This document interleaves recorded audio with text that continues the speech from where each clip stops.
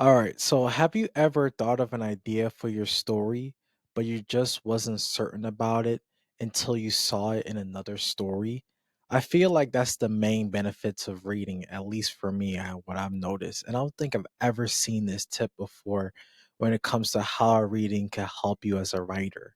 Because I was struggling to think about two things for my story. The first thing was multiple POVs, so instead of just having the story just showcasing my main character's POV from chapter one to the final chapter, I was thinking like, it would be nice if certain scenes was displayed in someone else's POV, especially when there's events and scenes that are happening without the main character being there.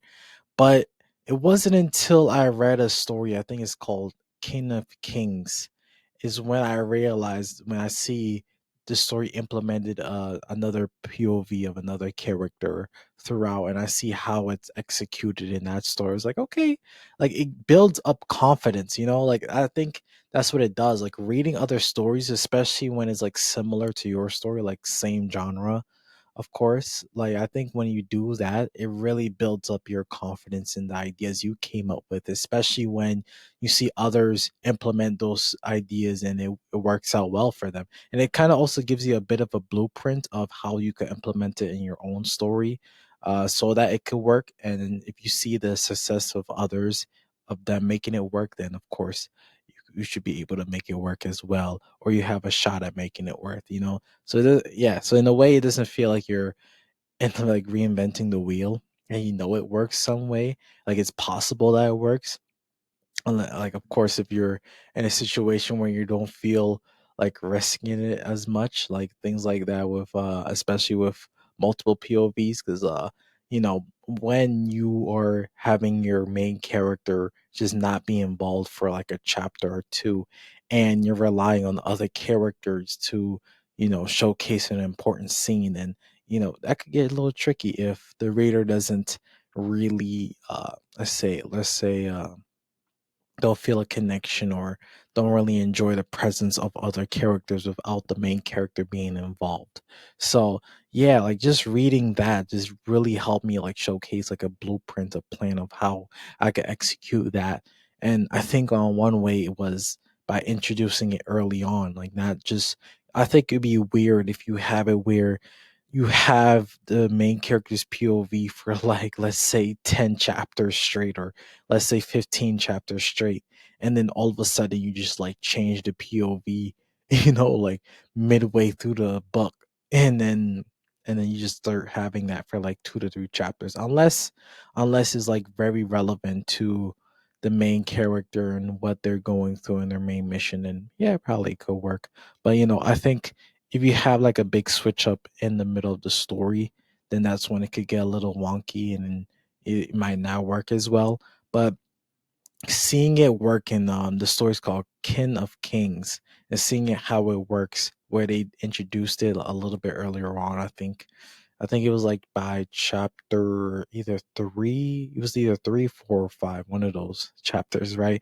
I think because they did it so early on, I got adjusted to the moments of them switching up and changing the POV to another character. And I think also another thing that helped too is they didn't do it for much characters at all.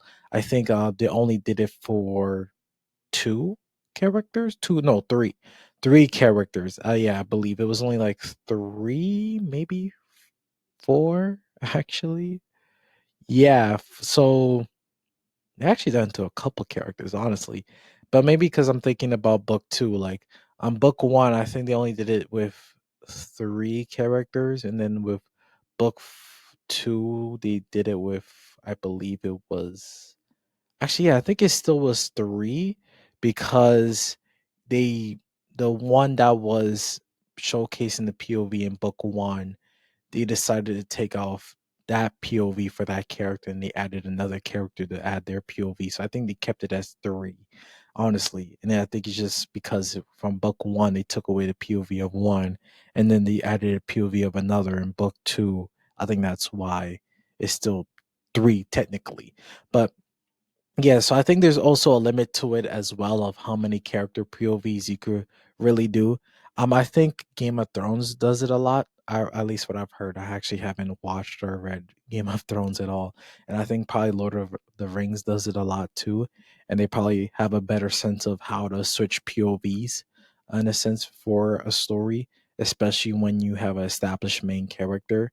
I think another thing that helps a lot as well is keeping the switch relevant to the main premise of the story, at least the focus of the book, especially if you have a book series. So the fact that it's still relevant to what's going on and what's happening to this character's POV could potentially impact the future of the main character or what's going on with the main character. That could also help a lot with showcasing like the relevance of showcasing this character's POV. So yeah, that's really what helped me a lot. Another thing that helped me was understanding that having cliffhanger endings, especially in book one, it's okay to have it. Because that's one thing I was questioning too in my story, was thinking, okay, do I really want to have cliffhanger ending for book one? Especially since I always hear this advice that like at least for the first book, you want to have it as its own standalone complete storyline. But I don't know, in my head, it's just the way I have my story, I just don't see that as the case. Like in a way, it is like a you can have it as a standalone in a way, but and the end of the day, like you kind of need to read book two just to really have like a resolution of the conflict, because the conflict that starts off in book one is going to continue on into book two. But same book, Kin of Kings, same book. I noticed the way they ended it book one and start book two, like you have to read book two because the end of book one literally ends with the beginning of a conflict. So it's like, okay, if they're able to do that, then I don't think I mind, because my story didn't really end with a conflict, but it kind of ended in a way where uh they understand that a journey has to be foretaken and it has to go through a new journey, a new path. And it's not like it's an end of a previous journey, is more of a sense of a continuation, but it's like a stopping point, like the end of book one for my story is like a stopping point, and then we're gonna continue the journey in book two. But the way they did it in King of Kings is where it's like conflict is developing, and then we literally learn like a traitor, or like we learn like a reveal of a character who like basically we didn't know was causing trouble or as part of the conflict, and that's literally how it ends book one. So because of that, you kind of have to read book two just to even, I guess, understand what's really going on. Because it's the book one ended. I'm being very vague on purpose so that I don't really spoil anything. But literally, book one ended to where it's like escalation of conflict, and then the last chapter is about um the main person, or one of the main people who is like part of the conflict and is a character that you already known throughout all of book one. You just didn't reveal of course, it just in the end it reveals that that person is actually part of the reason why this conflict is even happening in the first place. And because of that, it's like, damn, that's literally the final chapter, is just the reveal. So it's like there's no, like, I guess, standalone ending for this book. It's kind of forcing you to, in a way, having to read book two in order to get more information on the conflict that's been escalated in the end of book one.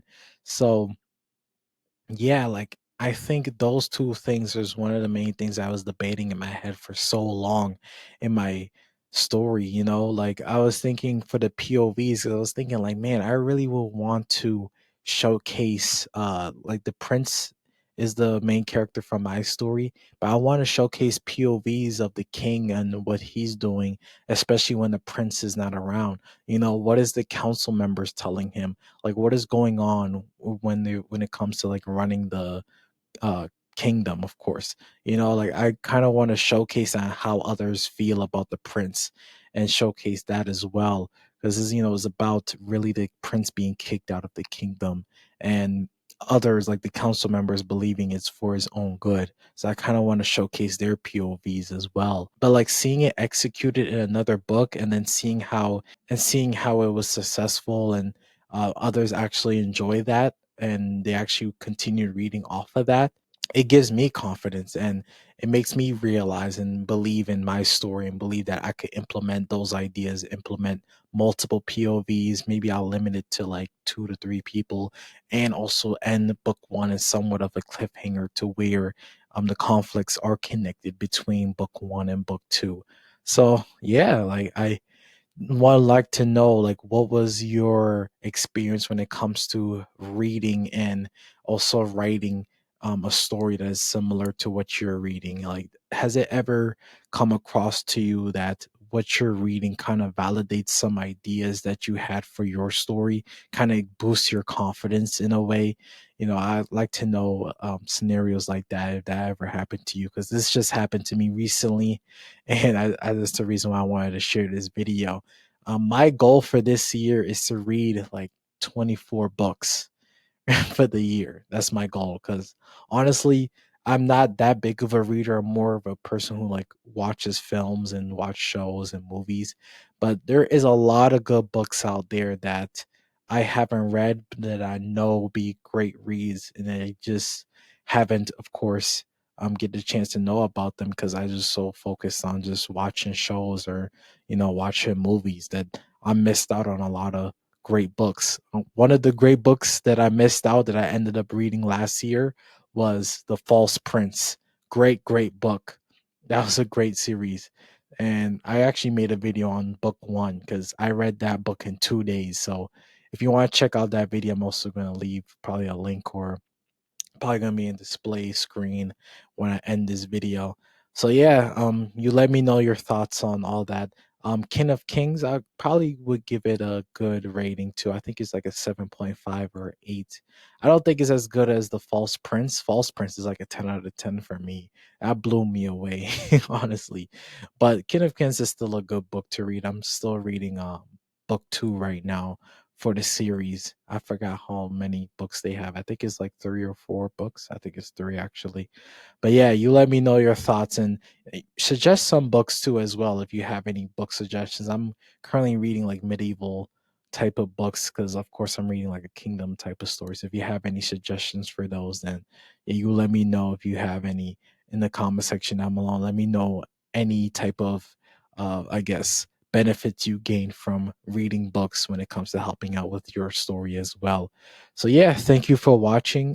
Also, just to let you know, I also do offer a service when it comes to helping you with your outlines, in order to make you feel confident into writing your first draft. If you like feel stuck or you need ideas for your plot, your setting, your world building, your character profiles, anything like that to help you move forward into your first draft, you could click the link down below for that. Also, if you just want feedback, let's say you finished your outline and you just want feedback for your outline as well, I also give that type of service as well. So yeah, you could click the link down below for that. Yeah, thank you for watching. I appreciate it. You could also watch a video here or there. It will also explain my consultation calls, things like that. So yeah, hope you have a great rest of your day. Thank you.